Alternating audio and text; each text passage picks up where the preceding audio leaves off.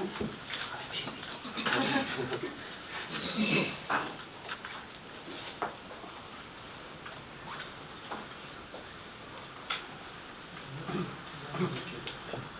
zastupiteľstvo v Čachticiach poveruje poslanca Ľubica Gogolová zvolávaním a vedením zasadnutí OZEť v prípadoch podľa paragrafu 12 odsek 2, prvá veta, odsek 3, tretia veta, odsek 5, tretia veta, odsek 6, tretia veta.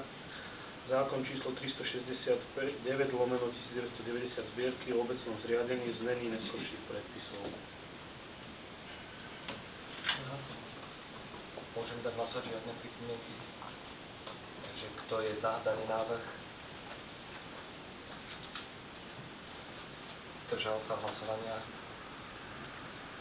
Proti?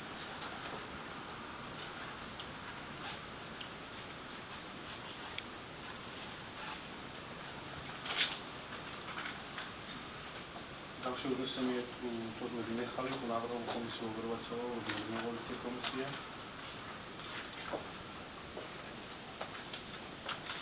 Prosím. Čím sa už to schválili.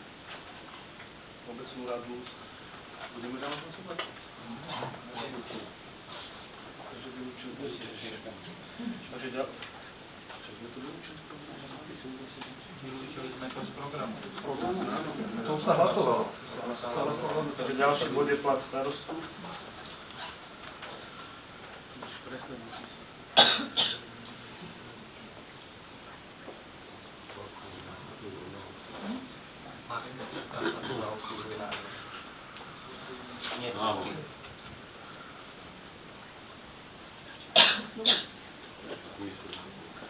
Obecné zastupiteľstvo v Čachticiach určuje v súlade so zákonom Národnej rady Slovenskej republiky číslo 253/1994 zbierky zákona o právnom postavení a platových pomeroch starostov obcí a primátorov miest v zmení neskorších predpisov z rozsahu určenom doterajším obecným zastupiteľstvom najneskôr 90 dní pred voľbami mesačný plat starostu magistra Michala Balalu vo výške 1788 eur.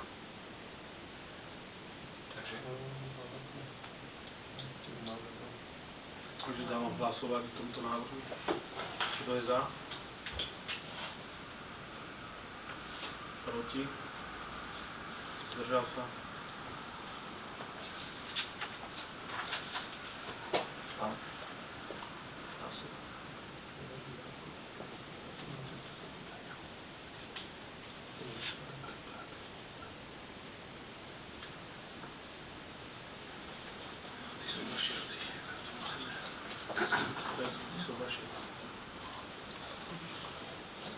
Vás poprosím, kto má záujem o vykonanie. Ak nie, tak tento bod zasa bude prenesený a bude doplnený na základe konzultácie internej na obecnom úrade. Takže z radou poslancov nemá nikto záujem.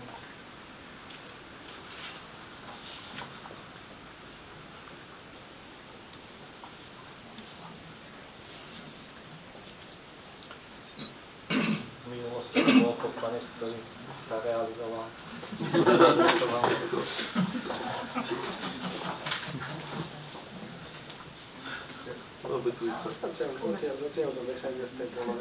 Sú ešte nejaké tie konzultácie. Samozrejme, nie je to konečný stav, ak sa niekto rozhodne v priebehu ďalších dní, tak môžeme to doplniť. Ale bol to bod, ktorý podľa ministerstva mal byť v prvom jednaní, takže malo sa on hlasovať, alebo teda mal sa prerokovať na prvom zasadnutí.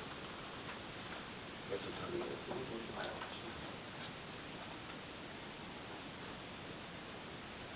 Dobre, takže keďže nie je žiadny záujem, sa tento bod vynecháva. Môže byť zabudnúť potom. Ale presunieme na ďalšie zasadnutie.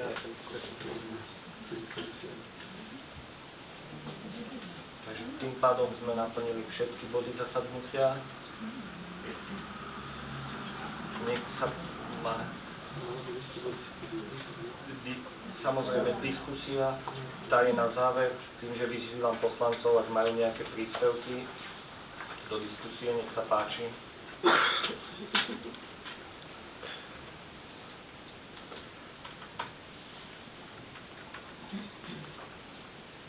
také tie praktické záležitosti nechcem preberať na zasadnutí, ale potom ako kontakty, že si vymeníme a nastavíme nejaký spôsob komunikácie, takže nikto z poslancov, tak nech sa páči, spoluobčania.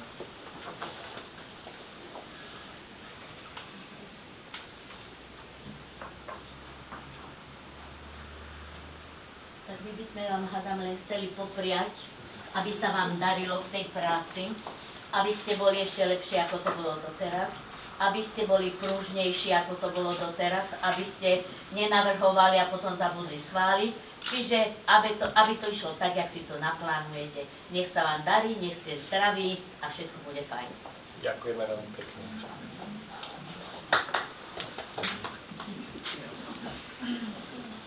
Takže ak už nemá nikto žiadne pripomienky, tak môžeme toto zasadnutie ukončiť.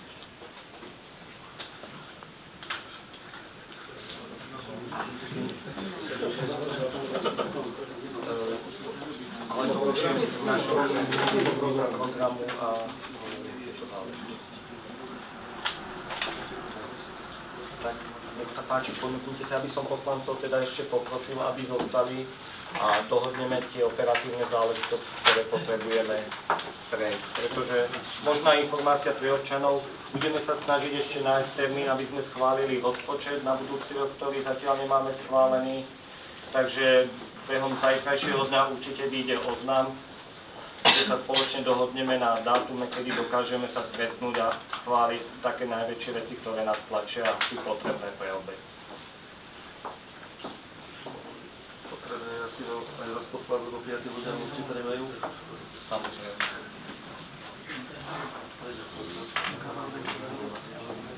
Inak, čo sa týka rozpočtu, tak je vyvesený na stránke obce, je tam ten návrh.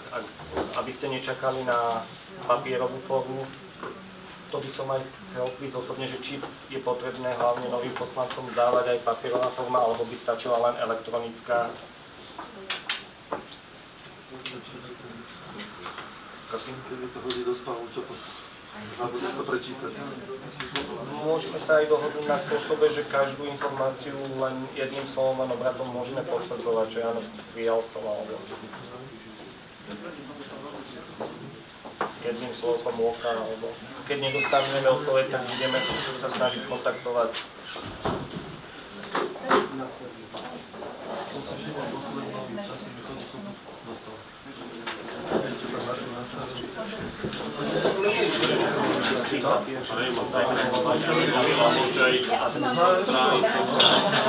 Počítači do toho pozerám. Všetko iným papierom, sme mu úradu zase. Nie. Ale